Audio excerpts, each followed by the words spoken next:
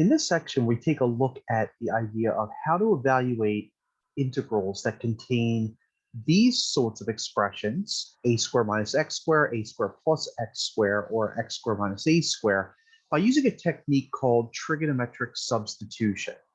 And before we actually practice any problems or go through any of these, I want to illustrate why this is going to be a usable technique.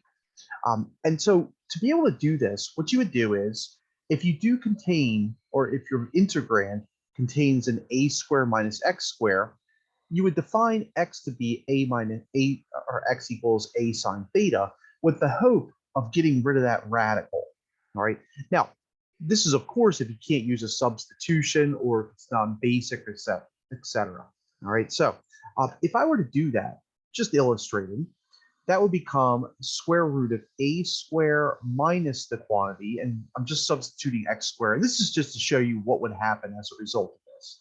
This would be a sine theta square, which turns into a squared minus a squared sine square theta, which turns into, if you factor the a square out, this would become 1 minus sine square of theta.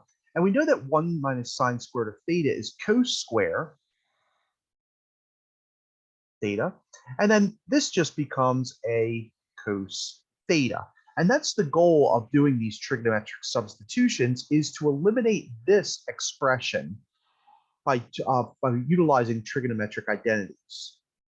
And in suit, the other two would do the same thing. You would use the Pythagorean identities to be able to reduce those rational or those radical expressions into something trigonometric. So the process for doing this, okay, first thing you would do, decide which of these three you're going to use. And that would just be dependent upon if the constant comes first, minus x squared. If it's a plus sign, you're always going to use tangent, or if the constant goes second under the radical, and that would be your secant function. You're going to create a triangle based on theta, all right? And I'm going to illustrate, and what you're going to do at the very end is you're going to back substitute and get rid of the trigonometry by utilizing that triangle. You're going to do some trigonometry and some algebra, and you're going to simplify. Then we're going to go back to the previous section, and we're going to evaluate the trigonometric integral. And then, just like a lot of substitutions, you're going to back substitute in terms of the original integral. All right, so be forewarned that these problems are fairly taxing with respect to time and detail to be able to evaluate. So our first example here actually yields a fairly easy result after we do the simplification.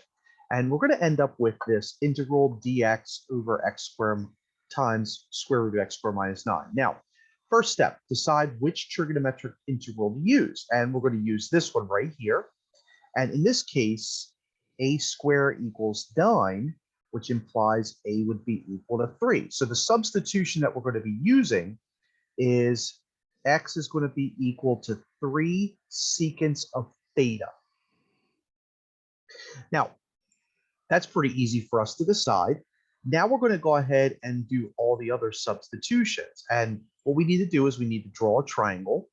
And here's how we're going to do that. We know that x divided by 3 is the secant of theta. Now, we also know that 3 over x is the cosine of theta if we were to take the reciprocal of both sides.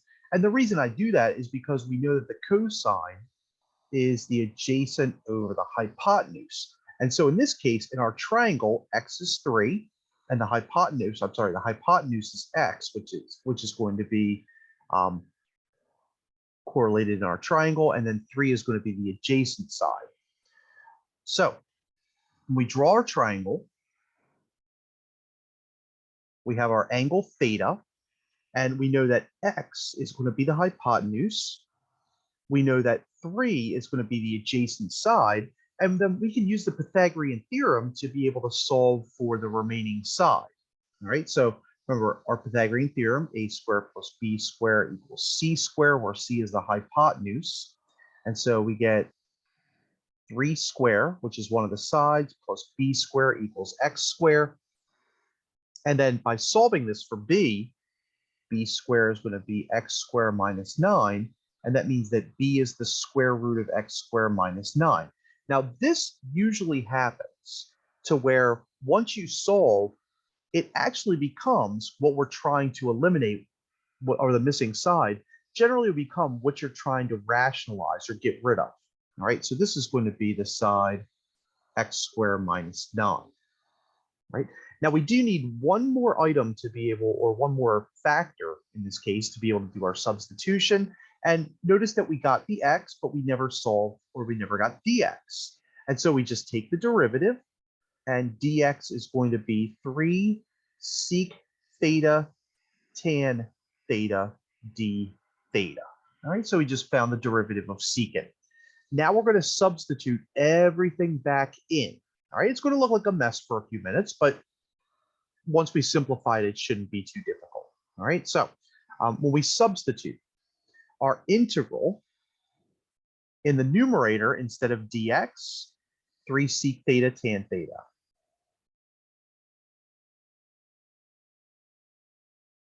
Then instead of x squared, that's going to be 3 secants of theta squared.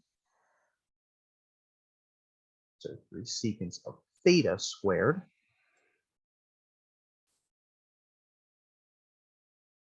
And then underneath the radical, and this is where the magic's going to happen, we are going to again have 3 secants of theta squared minus 9. All right, so that's our new integral.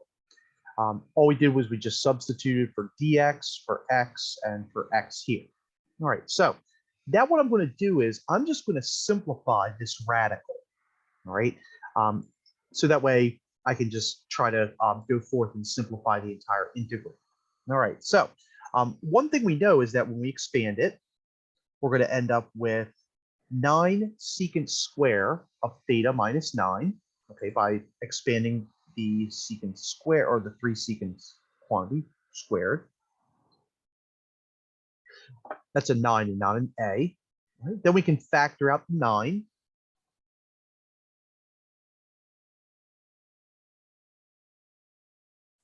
And I want you to notice that I'm not doing anything else with the integrand. I'm just going through and rationalizing or getting rid of the radical there. And then finally, we know that sec squared minus 1 is tan squared by using our Pythagorean identity. Right?